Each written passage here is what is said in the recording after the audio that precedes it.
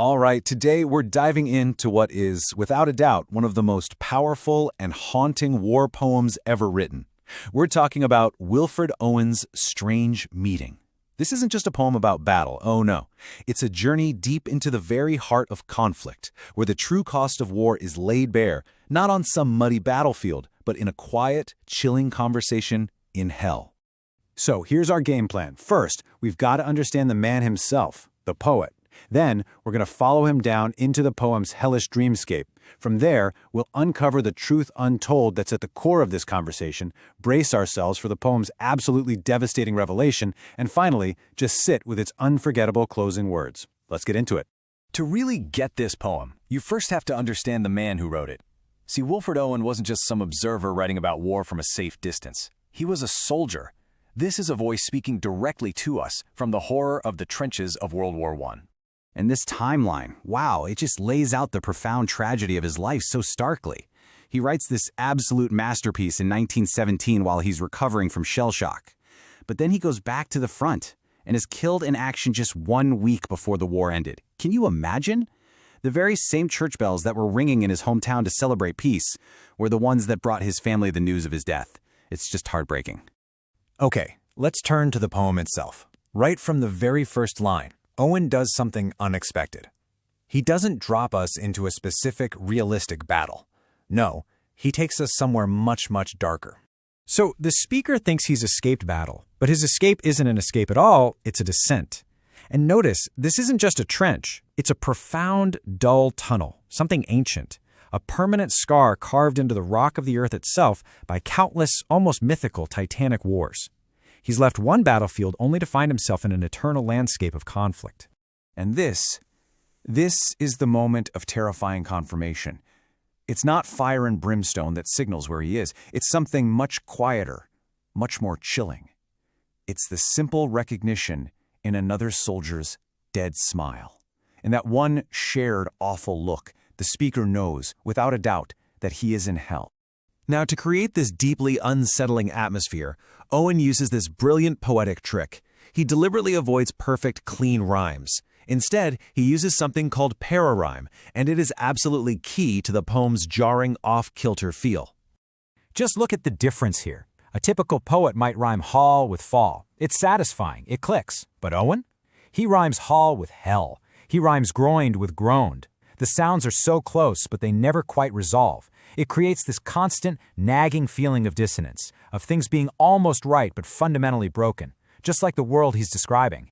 So in this hellscape, the speaker meets this strange friend. He tries to offer some comfort, saying, here is no cause to mourn. But the answer he gets back, well, that answer is the entire point of the poem. Think about that. The other soldier isn't mourning the fact that he's dead. He's mourning the undone years. He's mourning all the potential that was lost, a future that was filled with the very same hopes and dreams that our speaker still has. And what was in that stolen future? Everything that makes life beautiful. Art, joy, wisdom, compassion. He talks about searching for beauty, about making people laugh, about sharing truths. And then there's that incredible line about healing foreheads that bled where no wounds were. A stunning description of psychological trauma, of PTSD. All of that potential, just gone, wasted. And this right here, this is Owen's thesis statement. The soldier basically says, look, all this lost potential, all this sorrow, that is the real truth about war that no one tells you.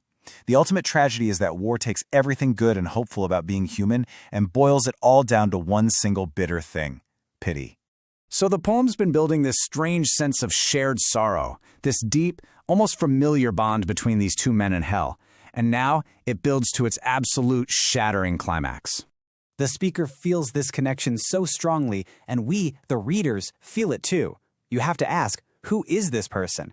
Why does his loss feel so intensely personal? And there it is, just one of the most devastating, gut punch lines in all of literature. The strange friend he's been talking to is the enemy soldier he killed yesterday. And tacking on "my friend" at the end, that is just a masterclass in tragic, heartbreaking irony. This just brilliantly drives home the poem's central theme. All those labels, German, British, friend, enemy, that seemed so incredibly important on the battlefield are totally meaningless down here. In death, all that's left is their shared humanity, their shared dreams, and their shared tragedy. Owen is showing us that war is, in essence, the act of killing a reflection of yourself. Now, after this horrifying truth is revealed, you might expect anger or accusations or rage, but we get none of that. What we get is a quiet, exhausted acceptance as the poem moves to its unforgettable conclusion. The enemy soldier says he recognizes the speaker's face from their final, fatal fight. But even as he describes being killed, his tone is just one of complete weariness. He remembers trying to fight back, he parried, but his hands were loath and cold, reluctant, unwilling, as if his own body knew how pointless it all was. And the poem ends right there, on a whisper that just fades into the eternal silence, followed by that ellipsis. It's such a simple phrase, but it carries an impossible amount of weight. And this is the question that Owen leaves hanging in the air for us. What does "let us sleep now" really mean? Is it the dead soldier forgiving his killer? Is it a shared plea for an end to all this suffering? Or is it both of them together, condemning the living world that sent them to this horrific fate? The terrible, unspoken answer is that it's all of those things, all at once. And that, right there, is the distilled pity of war.